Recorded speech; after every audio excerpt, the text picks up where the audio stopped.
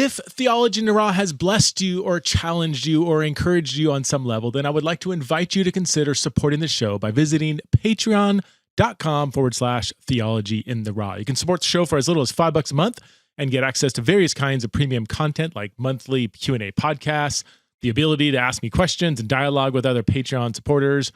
Gold level supporters are able to participate in monthly Zoom chats where we talk about pretty much everything. Those chats can get pretty wild sometimes, and I absolutely love it. So join the Theology in the Raw community by signing up at patreon.com/Theology in the Raw.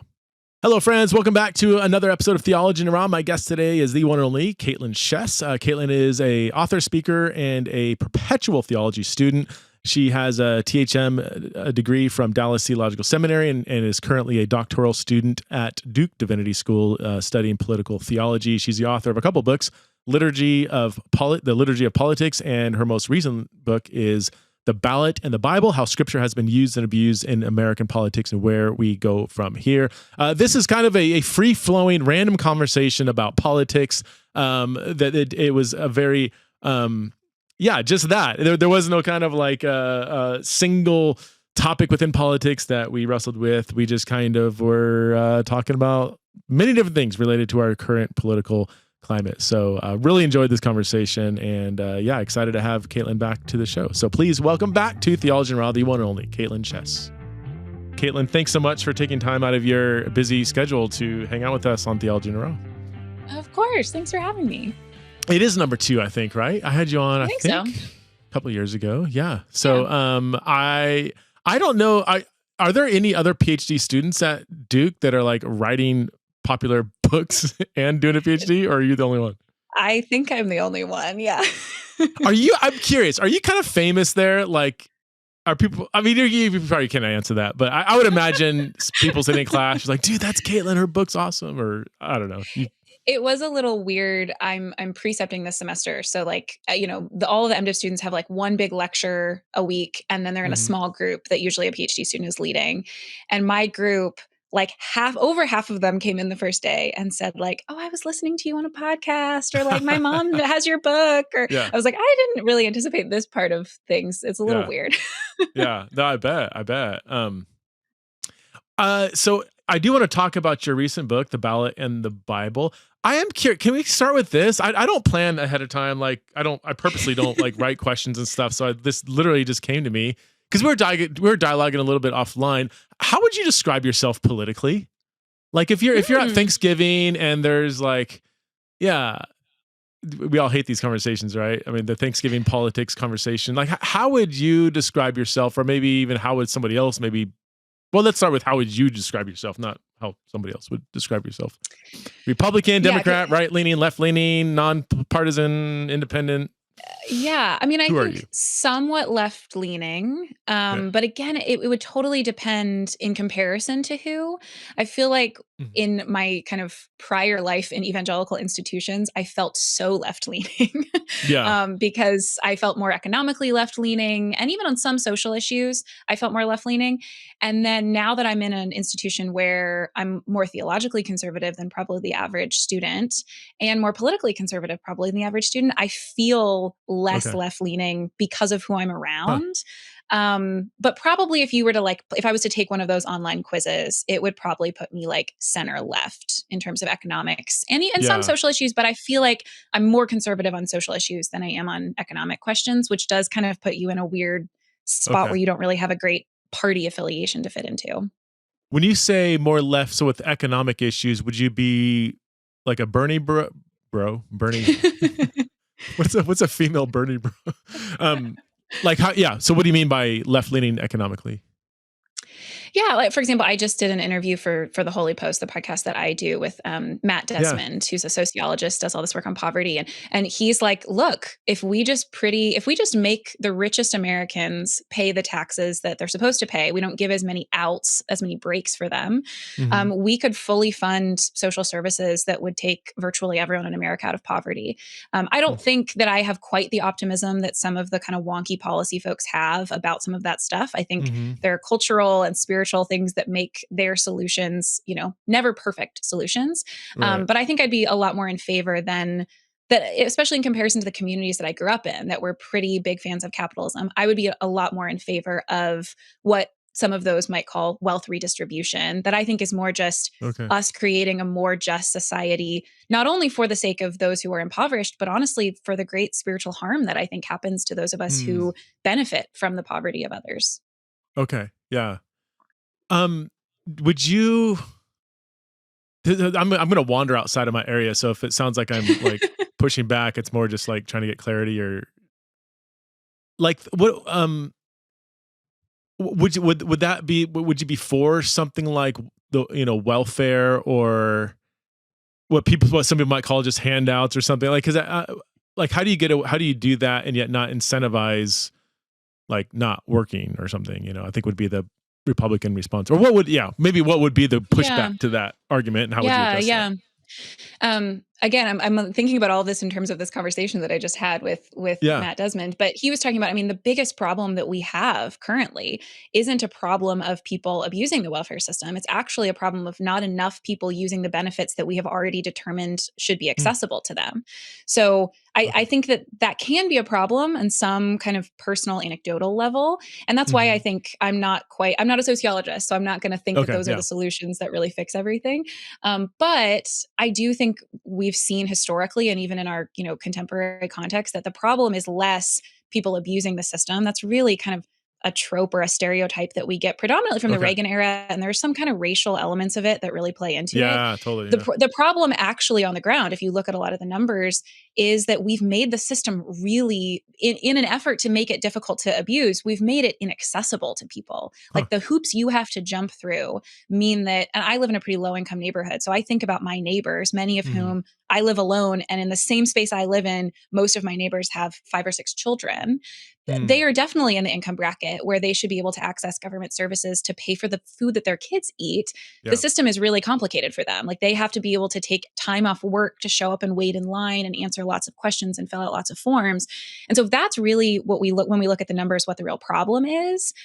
And this is what Matt Desmond says. He's like, it is sinful for us to ask the kinds of questions we ask about, do we have the money to pay for this? Or are people going to abuse this? When what we know from the numbers on the ground is people don't actually have access to services that they should have access to, especially those services that go towards people who we can't be asking the question of, does this disincentivize them working? This is about whether children have food on the dinner table. That's something that I want us to throw money at. If that's the phrase we're going to use, I'm fine throwing money at that. Yeah. Okay. No, that's helpful. I was deeply impacted by the book When Helping Hurts years and years and years ago. Which it kind of threw a wrench, because I don't want to wander in an area that I'm not an economist, never will be. Me neither. I've got a decent grasp, I think, on biblical economics on a kind of theological level. But thinking modern day, how to apply that to modern society, that's way above my pay grade. But the whole When Helping Hurts idea of giving, there's certain times when people need just raw relief. Just here is money, because you're going to starve to death if you don't have money in the next few days, But I think, I don't want to put words in his mouth, but like it's, when a hurricane strikes Haiti, there's that kind of need. There's other areas where that might be necessary, but most often we addressed what needs. I forget the language he used, like giving people opportunities to kind of have a sustainable living rather than a handout. If you give a handout to somebody that needs more opportunities for sustainable living, you're just going to, you're not going to reverse the cycle of poverty, or again, however he put it. Anyway. So, okay, I kind of want to go down the list now. So what's your view on, is that okay? Or I don't want to, if you're not prepared to like. I'm with you in that most of what I do is thinking about this biblically and theologically. I'm not a policy wonk or a sociologist. But I do think it can be helpful for people to know kind of where you're coming at, totally. With policy.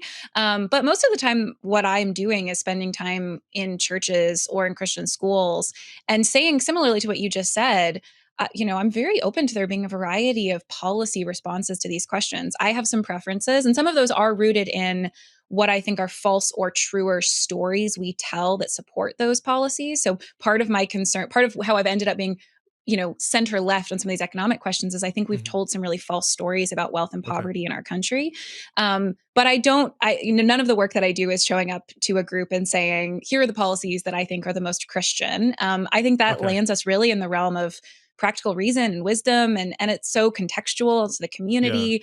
But I do want us to think about what stories, especially stories that, as most do, tell us about what kind of creatures humans are and what kind of communities we should live in, and ask whether those stories are really compatible with the way that Christianity talks about those things. And I do think that then plays into some policy questions because we're always using stories to support those policies. But I fully think that there can be a variety of Christian responses that are faithful when it comes to the kind of wonky policy part of it. Yeah, totally. I get nervous, and I'd love to hear your thoughts about this. I get nervous when Christians talk about the economic prosperity of one particular nation as if that's like an intrinsic Christian value. I mean, okay, so you know what I mean? Like, okay, America, I think, you can correct me if I'm wrong, is probably the wealthiest country in the history of humanity. Would that be one of at least? Yeah. And it's like, oh, see, that's good. We need to keep that. I have so many questions about that. Like, is stockpiling excessive wealth, is that a Christian value? Is it good when a secular nation does that? Where did that wealth come from? Is is America's economic prosperity hindering other countries around the world? As a member of the global church, that's an important question. Yeah. If the country that I happened to be born in became extremely wealthy, and we had a president who had an economic policy that was just wealth just pouring into the country, to me that raises a lot of really nervous questions about. Usually that's at the expense of some other country, and for a Christian living in America to not care about that, I think is a unchristian posture. Am I onto something, or am I off the rails here? No, I think you're totally right. I mean, it reminds me of one of my favorite things to talk about is John Winthrop's really early document. A lot of people will point to kind of describe a Christian founding of our nation prior to the founding of our nation. But this document from 1630, A Model of Christian Charity, which is where Reagan, way later, will get this idea of America as a shining city on a hill, because Winthrop uses that phrase from the Sermon on the Mount. But one of the other things that he does is he explicitly describes in this document his band of colonists as entering into a covenant with God, and quite boldly is like, here are the terms of the covenant. And he even says, God has ratified this covenant, which he sort of decides himself, this is what's happening. And in some ways, he draws on really appropriate biblical interpretation for the terms of this covenant. He goes to the Old Testament and says, God promises to judge Israel, and then in other instances to judge other nations for how they mistreat foreigners. So he says, if a stranger is at your door, we will be judged if you do not welcome them in and feed them and take care of them. But he also says, if we are faithful and we, have a good Christian witness in this new world, we will be blessed with kind of stereotypical, not only from the Old Testament, kind of appropriating promises of land and kind of prospering in that kind of material sense, but then of course reading in his own ideas of what prosperity looks like that are not even just these promises he's misappropriating of land to Israel, but just sort of his sense of what makes a prospering community, which then when Reagan takes up this language, 200 years after that, especially does it. When Reagan says he's talking about America as a shining city on a hill in his farewell address, he says, I should finally tell you what that means. And his description is a nation humming with commerce that, draws the people of the world because of our prosperity. And I love talking about this because I think it's such a good example of, it's really easy to look at someone like Winthrop or someone like Reagan and say, hey, you said America is a city on a hill. Jesus wasn't talking about America. Bad biblical interpretation, case closed. Which is true, but it's just like not as helpful as saying, well, no, actually what they're doing is something a lot more difficult to discern in ourselves, which is taking this passage and not just misapplying who it's addressed to, but filling this biblical language with other meaning, foreign meaning, that's all of our values and the things that we think make for a flourishing community are now read into this passage from Deuteronomy or this passage from the Sermon on the Mount. And that's, I think, something we're much more susceptible now, even among Christians who are wary of, talking about America as a Christian nation, or wary of this legacy of appropriating promises to Israel, to America. Yeah. We might be really good at not doing that, but we're not very good still at not reading into biblical passages all of our ideas about what flourishing are that might be really counter to when Jesus calls the people of God a city on a hill. It's like 5 verses before that he says, blessed are the meek and the persecuted. Yeah. Like that's not a vision of flourishing that fits with an American ideal of, prosperous economy and military might. Well, this kind of takes us into your book. We didn't plan it this way, but I mean, the subtitle of your, the Ballot in the Bible, how Scripture has been used and abused in American politics. Oh my word! What led you to want to write this book? And then I want to get into kind of you can give us the gist of it. Yeah. Honestly, I had no desire to write a book during my doctoral program. I had told people after my first book, like 0 chance that's happening again. And then true story, my first editor Caitlyn Beatty, who had moved from IVP to Brazos, reached out and I was like, no way. And then right before I answered her, I went in and got a cavity filled and truly outlined this book in my head while my cavity was getting filled. Oh my word. So I've told the Brazos folks that, and they're like, we need to get people into the dentist. Like maybe this is how we get these books figured out. But really, like practically, it really was a combination of 2 things. I was doing a lot of work in 2020 after my first book came out, going to churches, going to Christian schools, talking about faith and politics. And the number 2 most often questions I would get afterwards was first some Bible verse and just like quoting the verse and saying, explain that. Romans 13, give unto Caesar what is Caesar's, the Jubilee in the Old Testament, whatever it was, explain that in political life. So I was like, okay, people really I'm glad people are thinking about the Bible and what that means and they have questions about it. But then even more than that, the most common question was, how do I talk to my aunt at Thanksgiving? How do I talk to this person in my small group? How do I talk to my family member, my neighbor? And what I really kind of discerned as people were asking these 2 questions was a lot of what they were asking wasn't about how to have conversations with people who were not Christians, which is an important topic. They were really struggling with their closest relationships, which tended to be with people who were Christians. And it often centered around cherry picking, throwing Bible verses back and forth on social media or in person. And so what I wanted to do was have something that addressed how to faithfully read Scripture for political life. But I figured if I went in straight with like contemporary examples, does Romans 13 apply to Black Lives Matter protests? Does Romans 13 apply to COVID restrictions? I was like, walls are up, temperatures high. Like there's no way we're having a good conversation that way. So I thought, what if I asked, is the way that loyalist priests use Romans 13 in the Revolutionary War an appropriate use of Romans 13? That feels close to us. We have a sense of American identity. We care about this history. It still relates to us deeply. But it's not the hot button topic of the moment where we just can't have a good conversation about it. So I went to history. I thought I both want us to have examples that feel more distanced from us that we can think about well. But also I picked examples, sort of representative examples throughout American history to also give us some sense of what habits do we inherit? Habits of not just interpreting the Bible based on our theological tradition or denomination, but habits for interpreting it for public life that we inherit, particularly as Americans. And could some of the like weird contradictions in our history that kind of discomfort us make us better readers of Scripture, actually make us uncomfortable enough that we go, okay, I don't love this example in the past, even though I like the outcome. What does that mean about what really matters when I interpret Scripture? How could I see my own biases and prejudices by seeing them in someone else where I can see them more clearly? Can you give us an example of what you're talking about? A concrete example? You kind of mentioned Romans 13 in passing. There's several others you could probably go to. Yeah. So the first example that I thought of with the book was Romans 13. It's easily the passage I get asked about the most. And it's probably the passage that prior to writing the book, I had thought about the most. Prior to deciding I should do a theology degree, I had really thought about New Testament, in part because I was reading a lot of like Paul and empire, Jesus and empire stuff. I really cared about Romans 13. I was curious about that. I learned quickly at the end of seminary that I'm a theologian and not a biblical scholar, but I still love that passage and was interested in it. And I found it really fascinating how many sermons there are from the Revolutionary era where loyalist priests go very enthusiastically to Romans 13 and to Peter when it says similarly. In 1 Peter, it's even more direct. It literally in the King James says, fear God, honor the king. So it's not Peter, it's the king. That's really helpful if you're supporting a monarchy. So I went to these sermons and just wanted us to think together about, are these good interpretations of Romans 13, not only because they discomfort those of us that really confidently use Romans 13 today against policies we don't like, and yet the most kind of literal, direct interpretation of this would preclude the American Revolutionary War. And so there must be something else going on with Romans 13.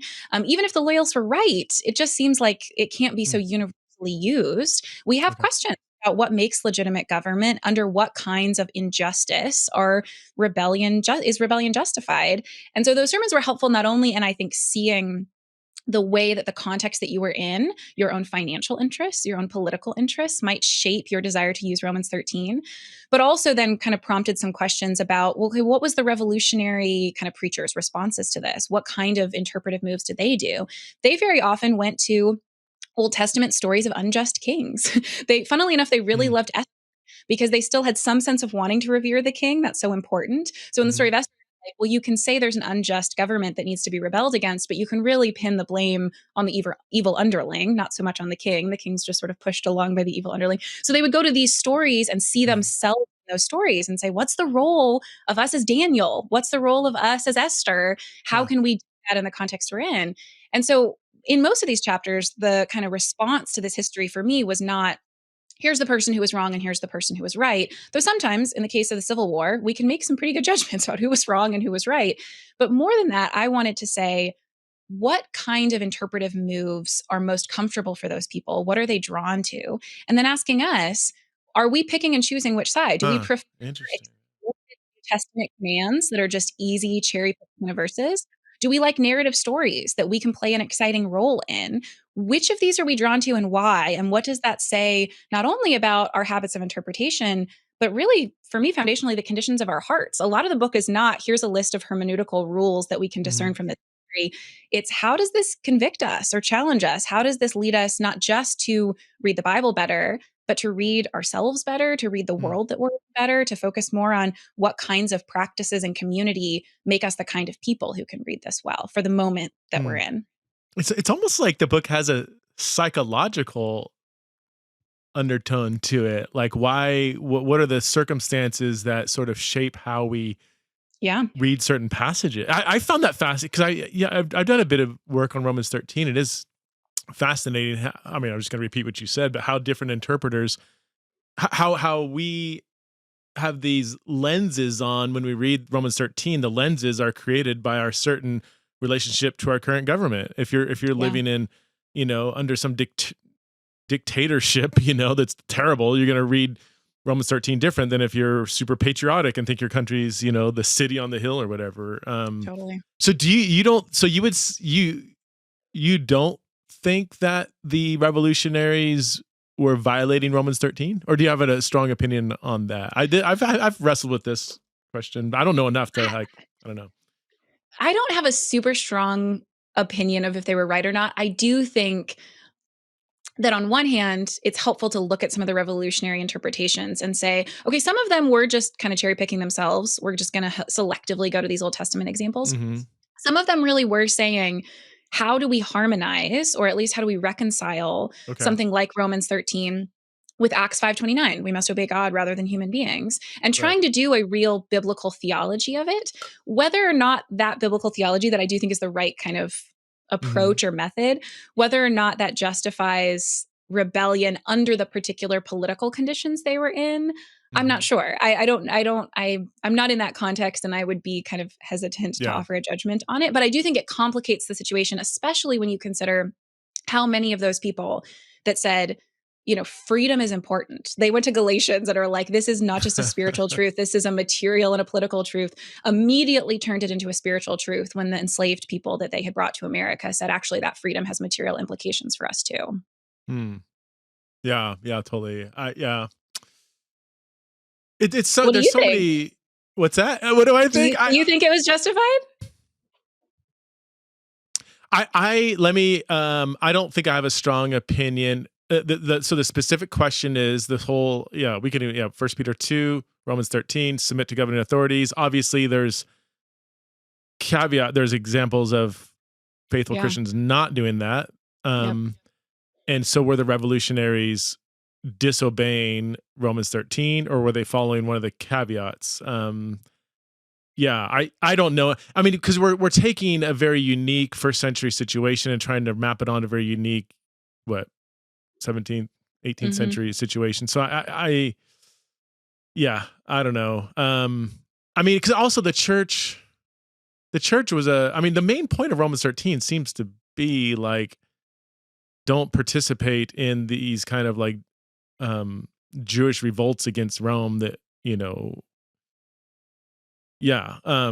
that have flared up from time to time, especially a decade after Paul wrote that, right? You have the whole the war of AD 70. So I think he's discouraging violent revolt. I don't think he's giving some absolute like always obey the government kind of thing, So I don't know. I don't know enough about the Revolutionary War to say. I know more about like Paul's situation first century. I don't know enough about the Revolutionary War to say whether this would fit or not. So I don't know. It's an interesting question. I think just raising a question sometimes can flare up people's emotions. Yep. How dare you even? I'm like, hey, I'm just worth wrestling with. I mean, So, you mentioned in passing that you used to be on a kick of like Pauline Empire, and I think offline we talked about how you were kind of more into a Hauerwas kind of approach, and now not so much. Can you would be curious what your journey in that brand of political theology has looked like? Because I'll confess, I'm kind of I'm still maybe in that Pauline Empire kick. And I think Hauerwas, I mean, Hauerwas is a theologian. I'm a biblical studies person. So whenever there's always that tension, but so Yoder, I mean, in terms of his exegesis, at least not his life, unfortunately, but, I think he got a lot of things right. And a lot of the Pauline Empire guys, they do seem to see empire kind of around every single verse, which I try not to. I know in my own heart that I'm prone to that. So I try not to. But I think there's more empire than the average person realizes. Meaning a lot of these biblical stories that we take about, or sayings, about kind of spiritual truths, they are that, but they also include some political subversive things as well. Just confessing Jesus as, Son of God was kind of throwing shade on Nero. And we have this kind of language pretty pervasive in scripture. Anyway, so what's your relationship with Hauerwasian approach to political theology? What does that look like? I think Hauerwas is lovely. He's a very kind man. He still wanders the halls of Duke Divinity while I am there. So greatly appreciate him. But I did kind of, especially I think in the aftermath of 2016, I was a seminary student. And I wasn't really in a seminary that gave a lot of instruction on politics or ethics. That just was not classes that were offered. It wasn't something we really thought about. And so I was hungry for reading something. And I read Resident Aliens, I think my first year, and loved it. Read a lot more Hauerwas over the next few years. And other folks like him in the kind of Anabaptist-y political theology world. Part of my move away from that was partially just I decided to go do a degree in political theology, and I read a lot more people. And part of that was also realizing that that's one particular tradition. And I think a lot of the folks that I was around at the time in my seminary, this was the only political theology they'd ever heard of. And so it felt so refreshing and so exciting. And so to get to read some other folks throughout history, but also, contemporary folks, did just kind of moderate me a little bit. Especially I think I spent a lot of time towards the end of seminary studying Augustine and kind of thinking about that political context, Constantine and kind of the fall of the Roman Empire and all of that political context, and realizing, having a lot more sympathy for the folks that said, what happens actually if the emperor does repent? What happens if the king says yes, is like the famous line by the political Augustinians, right? It's like, what happens then? What if the ruler does become a Christian? What does that change? And having more sympathy for asking questions that were new questions at the time and trying to come up with really good answers. And then that leads into kind of how I ended up in a place where I have some frustration with the kind of Anabaptist-y approach, is partially because I look at the history of Western political thought, and I think Christians have a lot of responsibility for the language and concepts that have shaped all of our political life. Not in the way that some conservatives today might say, oh, America's founded as a Christian nation, we're the new Israel. But in the sense that it is true that especially, I mean, we act like the kind of Reformation era, Enlightenment era was a real separating of politics and theology. That era was full. It was like a resurgence of interest in political theology, especially the concept of the Hebrew Republic and looking to the Old Testament as a model for political life in like 16th, 17th century. And so for me now, I look at the history of the country that I'm in, and I think Christians have a lot of responsibility for the hand that our communities have had in shaping the life that we have together today. And so I'm a little more reticent to the idea that the most faithful response to the political life that we have had a huge hand in creating is some degree of withdrawal from it. I think to a certain extent that can be really faithful and good. But part of the reason that I'm wary of some of the, like, this is the famous criticism, right, of resident aliens, is like too much aliens, not enough resident. And I worry about that sometimes, not just as an abstract theological question, but in part because what I'm really concerned about for political theology is that we don't just think about these questions in the abstract. We are bound to the place and time that we're in. And for American Christians, especially today, in a moment where I think it makes perfect sense that we would feel like political power is waning, cultural power is waning, I'm worried about a response that says, okay, let's reclaim our kind of status as really, not really citizens of this place, as resident aliens, in part because I worry that we're getting out just when the ideas that we handed to the communities that we're in aren't working very well for us and are starting to feel like not our own. And I worry that impulse comes from a good place, but can lead us to a place where we really are not fulfilling the obligations that aren't just universal Christian obligations, but are particular Christian obligations for those of us that should feel some responsibility for the kind of Western political culture we've created. That's super helpful. So Jamie Smith, his book Awaiting the King, sounds like you would probably really resonate. I feel like he took a lot of Hauerwasian. I mean, his narrative, his personal trajectory sounds like yours. Where he was very much 100% all in, but then he's rounded himself out a little bit. So still takes a lot of the. Yeah, we both read a lot of Oliver O'Donovan. That's a huge part of it too. That's it. He's the Pied Piper that leads people out of an Anabaptist way. Is that? Yeah. I can't understand him. I mean, it's so hard for me to read, and I feel so stupid because everybody raves about O'Donovan. Like, oh, this book will change your life, and I'll read it. I remember reading Resurrection and Moral Order, which is I know, and the parts that I understood, which is about 4%, I really liked. It's not him, it's me. This is again my. No, he is really hard. He is hard to read. Really? Yeah, helpful. People who have written dissertations about him will always start off with a joke about, like, we all know he is impossible to read. So it is not. Oh, good. Oh, that's warms my heart. So but again, I think it goes back to this clash between biblical studies and theology, where theologians will read biblical studies and all these, word studies and this, that, lecture, and they're like, what are you even talking about? Right. Like what?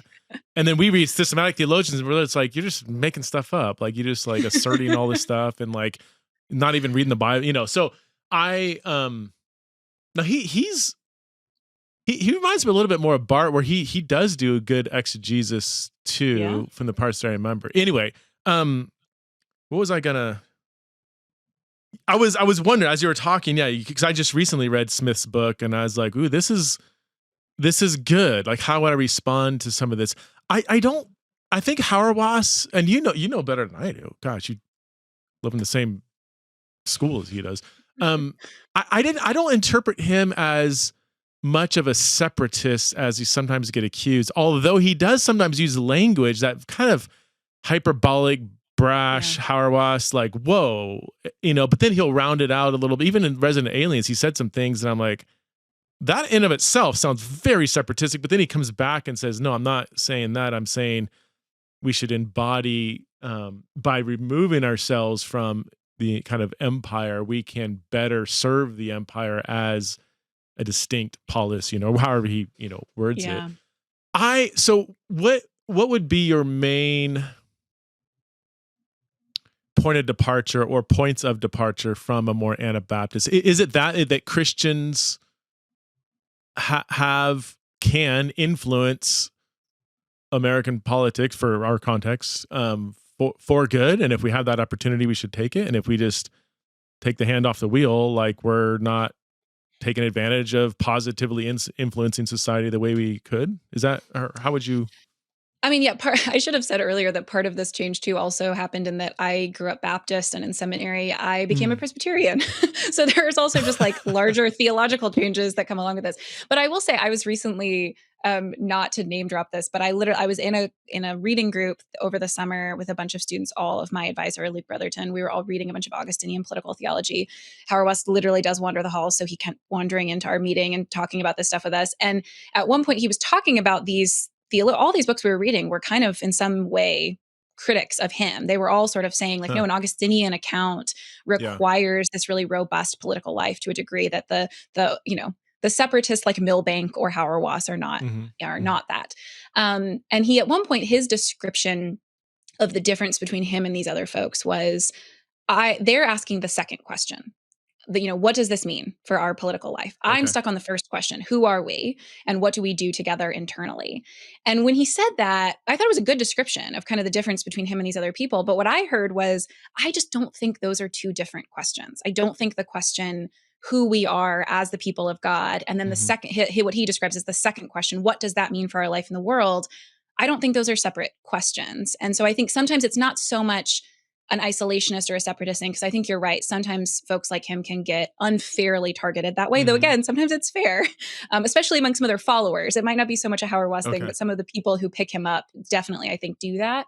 But for me, it's not so much the separatist isolationist thing, though it can be that. It's really, where are you rooting the beginning of your theology? And I want it to be in the church, but I don't think of those as separate questions of who are we and then what do we do in the world. And I worry that actually his critics can then end up playing into those two questions as two separate questions. And they can say, okay, yeah, you're right. We're dealing with the second question. And I would rather say those are not two separate questions. Exiles in Babylon 2024. That's right, folks. We're doing it again. Our third annual Exiles in Babylon conference will be held on April 18th through the 20th, 2024 here in Boise, Idaho. And this one is going to be an absolute barn burner, as we say here in Idaho. The topics we're going to discuss are deconstruction and the church. And we're going to actually hear from people who have deconstructed and others who maybe should have deconstructed but didn't. We're also going to discuss women, power, and abuse in the church, which is obviously a huge issue that we absolutely need to discuss. We're going to talk about faith and sexuality, specifically how can churches become places where LGBTQ or same-sex attracted Christians can flourish within a traditional sexual ethic. Lastly, we're going to discuss, can't believe we're doing this one, we're going to discuss politics. That's right, politics and the church, where we're going to have various speakers present. We're going to have a right-leaning Christian, a left-leaning Christian, and I don't know, what do you call them, a nonpartisan or Anabaptist-ish Christian share their perspectives. And then we're going to put them all in conversation with each other. And of course, we're going to have Evan Wickham and Tanika Wyatt leading us in worship throughout the weekend. I really, really, really want to mix it up this year. We're going to hear from leading thinkers in each of these areas. We're going to be having different viewpoints in conversation with each other. It's going to be honest, it's going to be raw, and you're not going to want to miss out. I really think this one's going to fill up quickly. So if you want to attend in person, Boise, Idaho, April 18th through the 20th. Register very, very soon. Just go to theologyintheraw.com. That's theologyintheraw.com. I really hope to see you there. Who's like the primary disciple of Hauerwas? Like, if you wanted to, he's not young, and the ones that come to mind, Lee Camp comes to mind as somebody who is kind of captured. He hasn't written extensively, but a couple books. I'm trying to think of others that would be kind of well known. Stephen Long. Stephen Long? He's at SMU. He was a Hauerwas student. Mm-hmm. Oh, right. I haven't read him, but yeah, I know the name. It is interesting though that I think that the general tenor at Duke is less shaped by him as it used to be. So I think your difficulty kind of naming who the successor is kind of true here too. Well, and this is totally anecdotal, could be totally off, but it's I would imagine the Duke environment, like you said, it's way more left leaning than you are. Like you almost would sound more conservative maybe in that environment. But I'm a fundamentalist here. Yeah.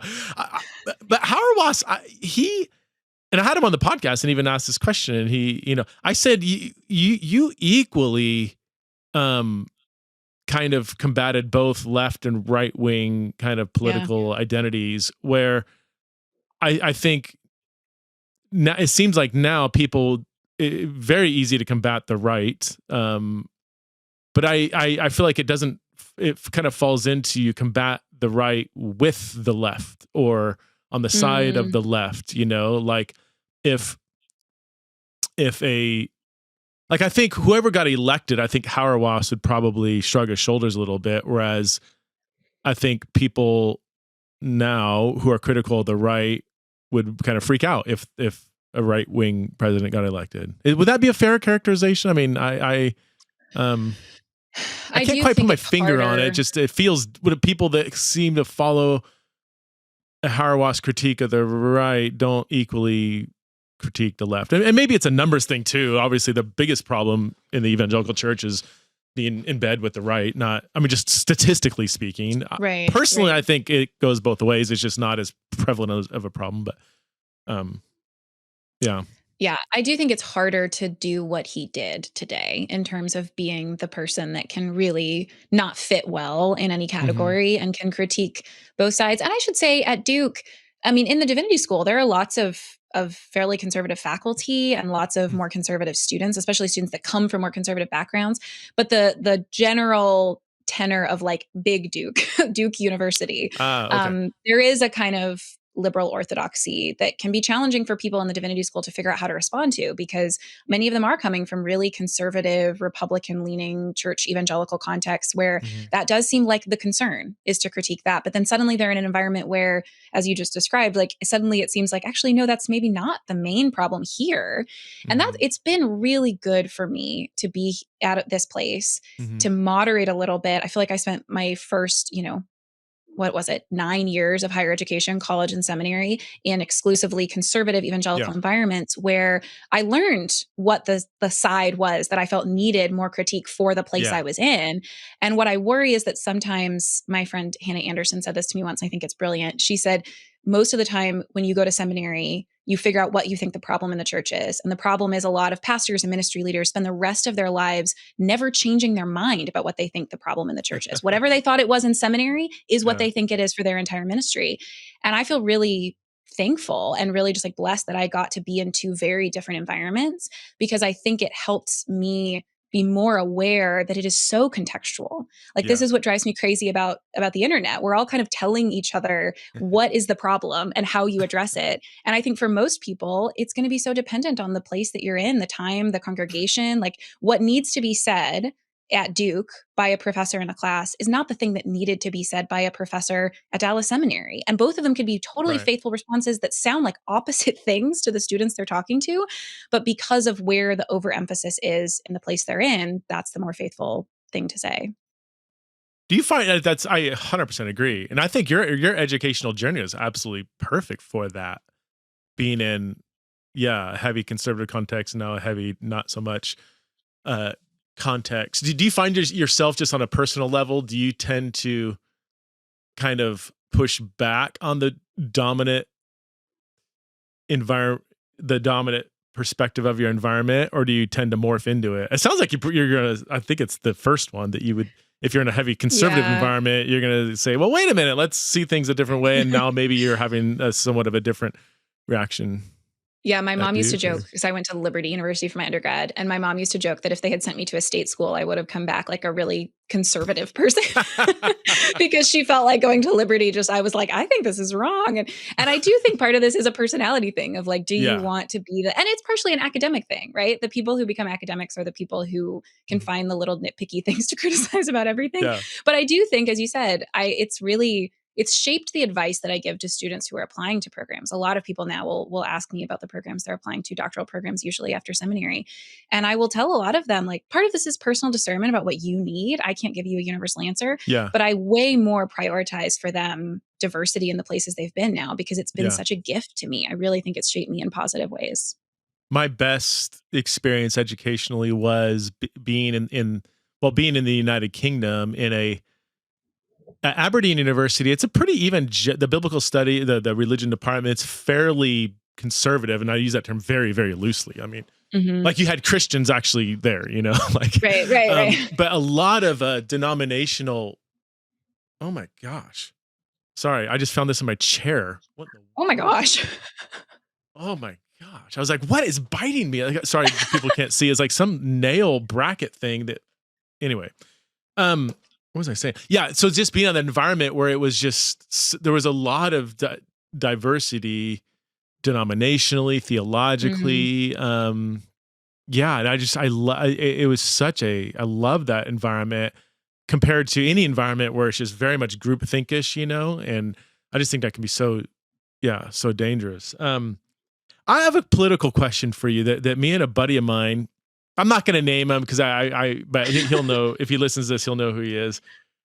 He would be very much a left, you kind of like, grew up fundamentalist and had a really like crisis, like allergic reaction to that. And, very politically, like in tune and stuff. And he's adamant that Christian nationalism is like the greatest threat to America right now. And he cites all this data and everything. If anybody knows me for more than 5 seconds, they know I'm the furthest thing from a Christian. I mean, goodness gracious. So I'm on board with like, yeah, that's actually, it's absolute syncretism, idolatry. It's not even, it's might be nationalism. It has no scent of really anything really Christian about it, on and on and on. So I can go on and on, but I'm like, is it really that great of a threat? And like, who are, I look at some of the main proponents and I'm like, I don't know anybody. I've never met anybody that either knows who they are or likes who they are. Like, and I'm in dozens of different denominations. And anyway, so I don't know. And I'm not even that, like, maybe he's right. I don't know. Maybe there's a bigger world out there that I'm not aware of. And maybe I'm in my own little isolated, weird, lowercase e evangelical camp that, I don't know. So is it a huge threat? Is this like a threat to democracy? The Christian nationalists, are they, do they have a lot of power, and could they actually take over America for Christ? I am not a social scientist, so I don't feel like I can really answer the kind of how big of a threat they are question. I will say I spent a lot of time thinking about the kind of Christian nationalism debate writing this book, in part because one, I was spending a lot of time talking about the Black church and the civil rights movement. And I immediately went, any definition of Christian nationalism or critique of Christian nationalism that would loop in what the Black church was doing in the civil rights movement, I don't think is a good definition. And it's shocking how many definitions or criticisms potentially could, if they're too broad, such that any kind of motivated by scripture, motivated by Christian theology, work in the world that tries to make the nation more reflective of Christian principles, that would describe the real motivations and work of a lot of Black church members in the civil rights movement. So that research has really shaped my initial overreaction to the last few years that said, maybe we just pull the Bible out of this. Maybe we pull Christian faith out of our political lives. The civil rights movement in America has really shaped how I think about all of those questions. But the other part that shaped this, I have a chapter in the book on the social gospel, and particularly one sermon that Washington Gladden gave, an important leader of the social gospel movement.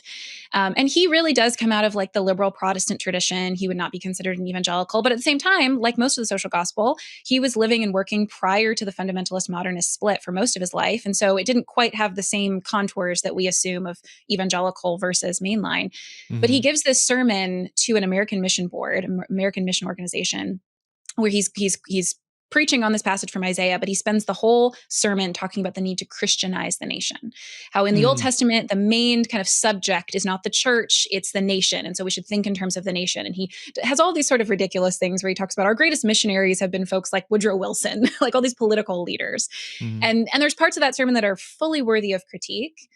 And yet it has really, again, kind of questioned for me some of the overgeneralizations that have been made about Christian nationalism, because when he's talking, and he was not the only one, this was common language at the time, Christianizing the nation. When he's talking about that, he's talking about stronger unions and a social safety net and things that do not read as right-leaning political questions, but left-leaning political policies to support. And so to me, when I get most frustrated with the Christian nationalism conversation, it's that I don't think it's historically rooted enough. There have been a lot of examples in American history of trying to either, in general terms, apply Christian principles to national policies, or even this explicit language of Christianizing that didn't fall into some of the same tropes of the kind of right-leaning stuff we see today, which doesn't mean he was right. It doesn't mean his interpretation is good.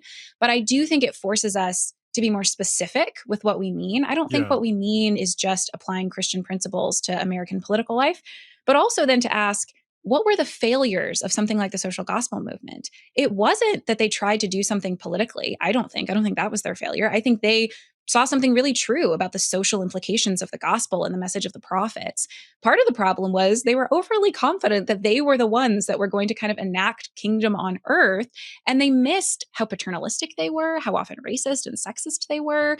And so I think looking at that history, I think should both help us kind of more narrowly define what Christian nationalism is, and then see what are the real problems here. I don't think the real problem is that there should be Christian principles informing policies. I think the problem is our overconfidence that we're the white hats that are going to save the country. And that's why I think the civil rights movement is a better example for us to look to what it looks like to have Christian principles inform political and social work, because partially the position they were in was not one in which you could kind of wield power the way some people are trying to wield power now, but also they were under no illusions that they could magically fix everything. They saw over and over again the way that civil rights protections failed to actually provide the justice that they were seeking, which didn't stop them from doing faithful political work, but did keep their focus pretty eschatological. Like, it's pretty incredible to hear some of the things that they said that were deeply Christian statements of faithfulness oriented towards the coming of God's kingdom, that were not escapist, that were not separatist, but did put limitations on what kind of methods for seeking the political goals you had you could justly do. You don't respond with violence because Jesus will vindicate you. You don't respond with a kind of separatist Black Christian nation, which there were some theorists that proposed that.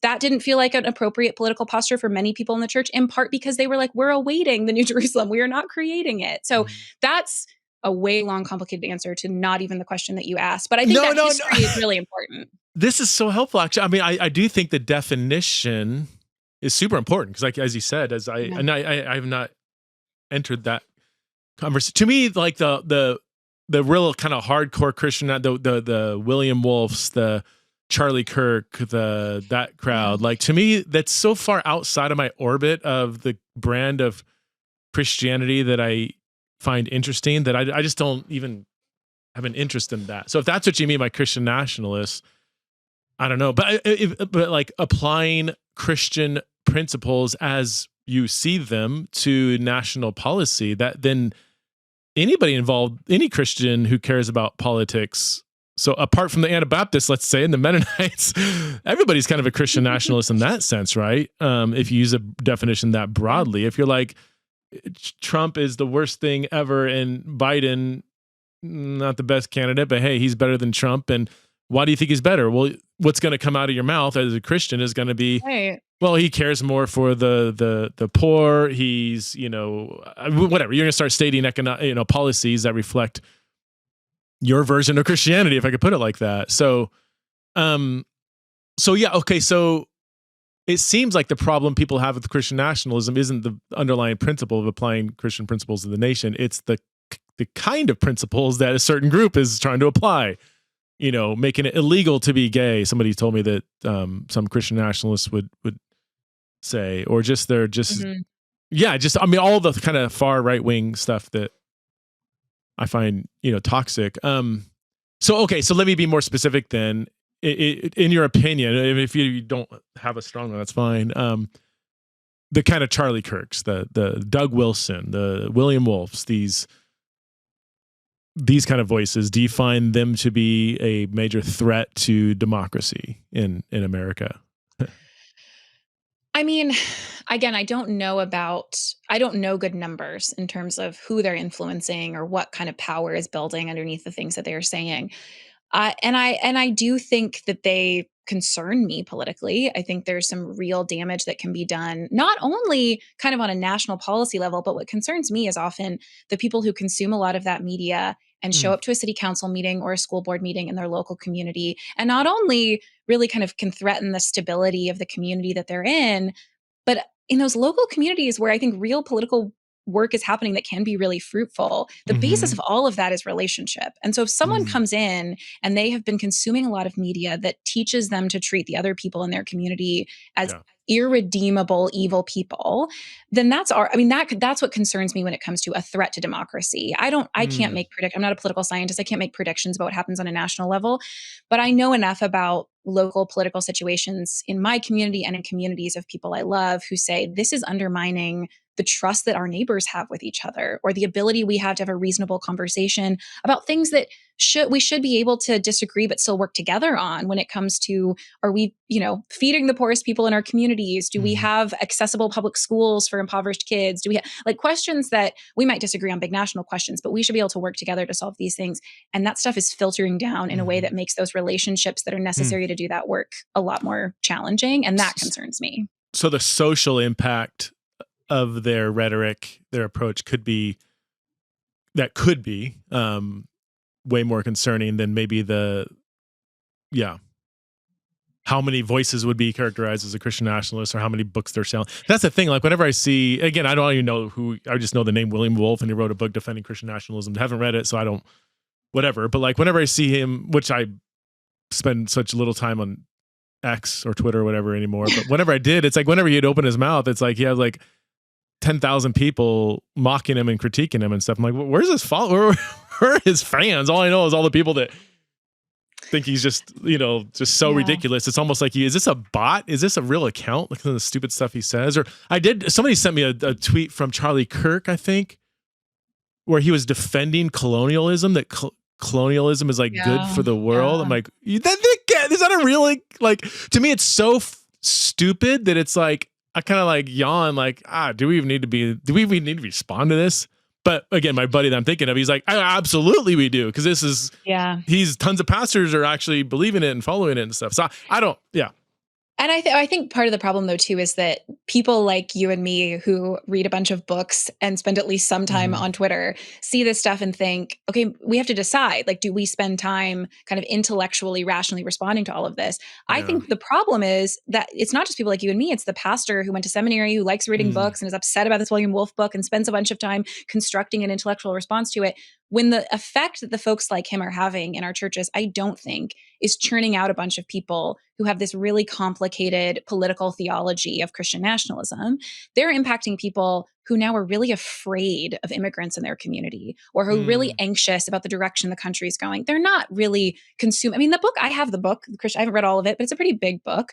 It's not the kind of book I would, if I even liked it, hand to someone in my church, because I would have thought it was pretty inaccessible. So I don't think that's the kind of threat, is that people are picking up this as a developed, coherent political theology. What I am worried about is that people in a lot of our churches are really afraid of things that I don't think they should be afraid of. And even more importantly than just responding to what is actually worth being afraid of, I think that it's distorting the Christian message, because it's leading people to think that a faithful Christian response to the world is full of fear, full of anxiety, and us versus them that we have to fight. And I worry that too many of us are tempted to become really well-versed in answering the intellectual arguments of the case for Christian nationalism, rather than the pastoral response of, let's work through what you are afraid of. It's probably not actually rooted in this media you're consuming. It's probably that your next door neighbor had this thing happen and you're afraid that someone will break into your house too, or you watched your teenager walk away from the faith and you're worried that the world is going to hell in a handbasket because of this deep, very understandable pain of your child walking away from the faith. And our pastoral response to that being, here's an intellectual refutation of the case for Christian nationalism, does not address all of those deeply held fears and anxieties that are not just politically problematic, but are really theologically and spiritually concerning. I don't think we've done enough work to have the right resources for that, if we're spending all of our time writing treatises against the case for Christian nationalism. That's really wise, Kat. That absolutely makes sense. That's super helpful. For me, if I can say my opinion, the kind of this kind of Christian nationalism, I think I could totally be wrong. It seems like it's small in numbers, but the impact could be greater in ways we don't foresee. But I would, as still an Anabaptist-ish person, to me, I think an idolatry of America, or I would just say, I'll use a phrase, maybe unhealthy patriotism, if you're going to ask me, I'd probably just say patriotism, but let's just say a patriotism that has sort of diluted your allegiance to Christ. To me, that's huge. To me, that's very pervasive, to where, again, we wouldn't even ask questions, but we would celebrate America's prosperity without even asking deeper questions about the global church in particular. Or to maybe, if you have time for one more kind of topic, I think the American, the military industrial complex and the very sinister ways in which that is manifested itself around the world, to me, that if you're gonna, and this is a very bipartisan issue, I think that's probably one of the biggest problems of the empire really right now. So I don't know. Yeah. Do you have any thoughts on American foreign policy, the military? If you were in charge, would you keep the bud to military? I mean, you're concerned about poverty. I'm like, well, can we borrow a little bit from our out of control military machine that has stations in 80 different countries? Like, is that good for the world? How would we feel if China had a military base outside of Los Angeles? I think there's such deep rooted problems there that I think most people don't even really consider. But your thoughts on the military industrial complex? I am a military kid, and so have a complicated relationship to this. So maybe you can't speak publicly if you don't want to. Maybe we'll have a little chat at ETS or something. Yeah. Oh, I would love that. Okay. Okay, I'll leave it. I mean, okay. So well, no, I'm not gonna. I'll save that for a podcast without you on it. But okay. Last question. Can you tell us who you're gonna vote for, or no? Oh, I don't know. Okay. Good. How? Yeah, I would not know yet. I will tell you. I won't tell you the names because it doesn't matter to anyone. But I will tell you that I just very recently voted in my local election. Okay. And that I'm thankful for the ways that spending time thinking about those local candidates refocused what I am concerned about when it comes to my actual community, because they're people that I might run into. They're people that are addressing immediate concerns in my community. And not to briefly get on my own soapbox, but I just wish we would spend more time thinking about those things than the kind of sexy national election topics. You changed my mind on that. I didn't have a firm opinion anyway, but you're just last time you're on the podcast making a firm distinction between kind of the national political, all the sexy stuff, the media versus local politics, which there's wide open space to actually get involved and make a difference in society. That stuck with me, to now I try to make a distinction when I critique what I would consider unhealthy political involvement. It is the national stuff, not necessarily the more local stuff. I'm glad to hear that. Yeah, no, it's good. It's really good. I thought. What Cornel West? He's an interesting cat. Is he popular out there? I don't know politically, but a lot of people at the Div School read him. I've read a lot of him, and I've enjoyed reading his work. But I can't say if I will vote for him or not. Okay, he's interesting. I love listening to him on interviews. I still think, I don't know. Yeah, he's interesting. But well, Caitlyn, I've taken you up to an hour, so thank you so much for the work you're doing. And again, the book is The Ballot and the Bible, How Scripture Has Been Used and Abused in American Politics and Where to Go From Here. The name of your first book, again, was what? The Liturgy of Politics. That's right, The Liturgy of Politics. Okay, so thank you, Caitlyn, for the work you're doing. And your voice is really wise and impactful, so thank you for keep pressing into this really important conversation. Thank you so much.